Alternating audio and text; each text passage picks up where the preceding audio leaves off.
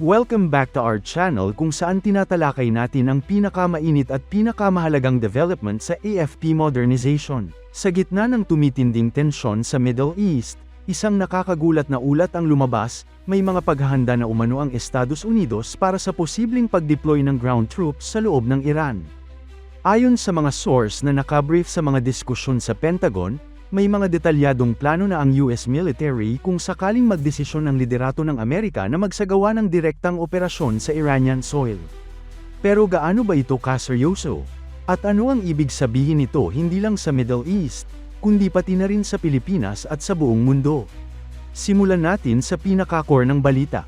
Ayon sa ulat, ang mga senior military commanders ng US ay nagsumite na ng mga specific requests para ihanda ang posibilidad ng ground deployment sa Iran.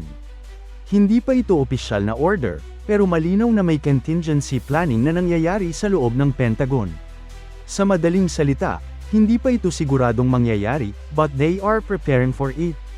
Kasama sa mga plano ang isa sa pinaka-sensitive na aspeto ng digmaan, ang pag-handle ng prisoners of war. Kung sakaling magkaroon ng labanan sa lupa, inaasahan na may mahuhuling Iranian soldiers at mga paramilitary operatives. Ang tanong ngayon, saan sila dadalhin? Paano sila i-handle? Ito ay hindi simpleng logistical concern, ito ay may legal, political, at humanitarian implications. Isa pa sa mahalagang detalye ay ang mga puwersang naka-standby na posibleng gamitin.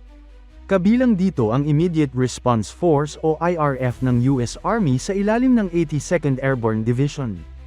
Kilala ang unit na ito sa kanilang kakayahang mag-deploy rapidly kahit saan sa mundo within hours. Ito ang mga elite paratroopers na ginagamit ng US para sa mabilisang intervention. Bukod dito, may tinatayang 5,000 Marines mula sa 11th at 31st Marine Expeditionary Unit ang nakadeploy na rin sa Middle East region. Ang mga Marine Expeditionary Units o MEUs ay designed para sa amphibious operations, ibig sabihin kaya nilang magsagawa ng assault mula sa dagat papunta sa lupa, na isang critical capability kung sakaling magkaroon ng invasion scenario. Ngayon, mahalagang linawin, ang pag-deploy ng mga puwersang ito sa rehiyon ay hindi agad nangangahulugan na magkakaroon ng ground invasion sa Iran. Ngunit ito ay malinaw na indikasyon na tumataas ang readiness level ng US military.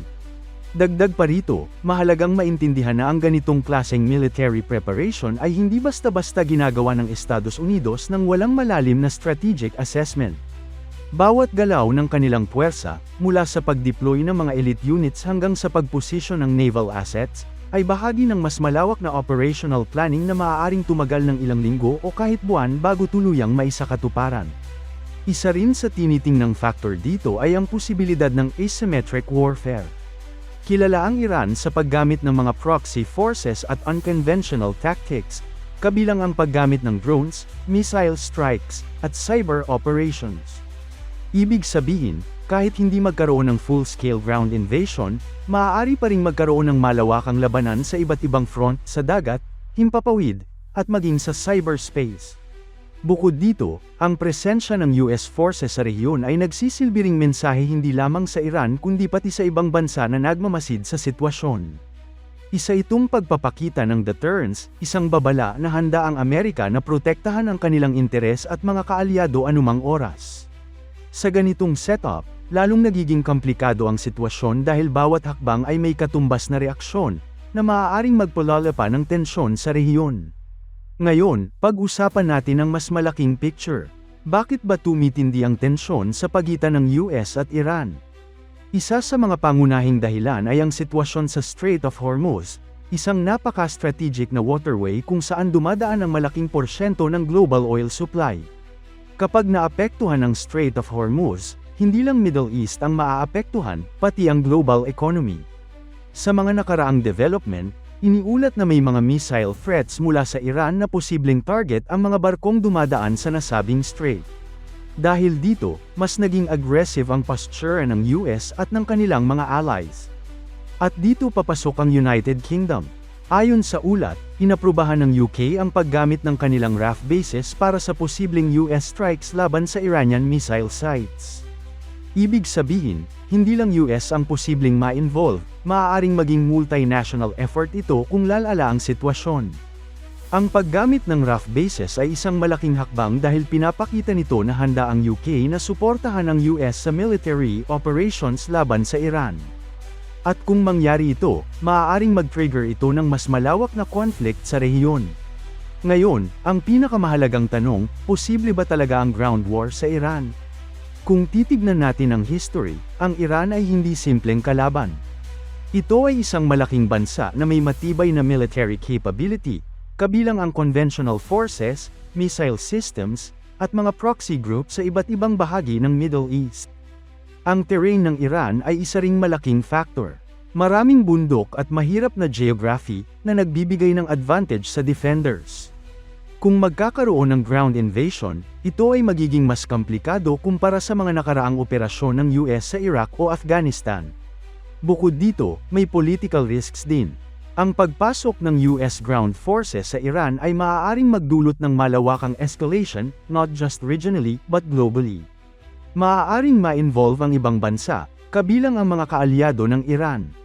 Kaya naman, maraming analysts ang naniniwala na ang mga paghahanda na ito ay bahagi ng deterrent strategy. Ibig sabihin, ipinapakita ng US na handa silang gumawa ng matinding hakbang para pigilan ang Iran sa kanilang mga aksyon. Pero kahit deterrence lang ito, delikado pa rin ang sitwasyon. Ngayon, ano ang epekto nito sa Pilipinas? Una, ang Pilipinas ay heavily dependent sa imported oil. Kung magkakaroon ng disruption sa Strait of Hormuz, tataas ang presyo ng langis sa buong mundo. Ibig sabihin, tataas din ang presyo ng gasolina, diesel, at iba pang commodities sa Pilipinas. Pangalawa, bilang kaalyado ng US, maaaring maapektuhan ang strategic posture ng Pilipinas. Sa ilalim ng Mutual Defense Agreements, posibleng magkaroon ng increased military activity sa rehiyon ng Indo-Pacific. Pangatlo, ang OFW sa Middle East ay maaaring maapektuhan kung lalala ang conflict. Ito ay isang malaking concern dahil milyon-milyong Pilipino ang nagtatrabaho sa rehiyong ito. Sa huli, ang tanong ay hindi lang kung magde-deploy ba ang US ng tropa sa Iran, kundi kung saan patungo ang sitwasyon na ito. Ang mga paghahanda ng Pentagon ay isang malinaw na signal na seryoso ang US sa pag-address ng threat sa Middle East. Ngunit ang aktwal na desisyon ay nakasalalay pa rin sa political leadership. Sa ngayon, ang mundo ay nakamasid. Ang bawat galaw ng US, Iran, at kanilang mga allies ay may potensyal na magbago ng direksyon ng global security landscape.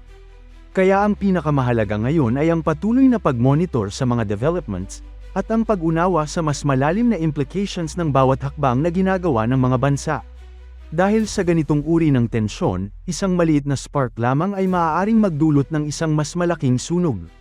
At sa gitna ng lahat ng ito, ang tanong ay nananatili. Handa ba ang mundo sa posibilidad ng isang panibagong malaking digmaan? Ito ang isyong patuloy nating babantayan.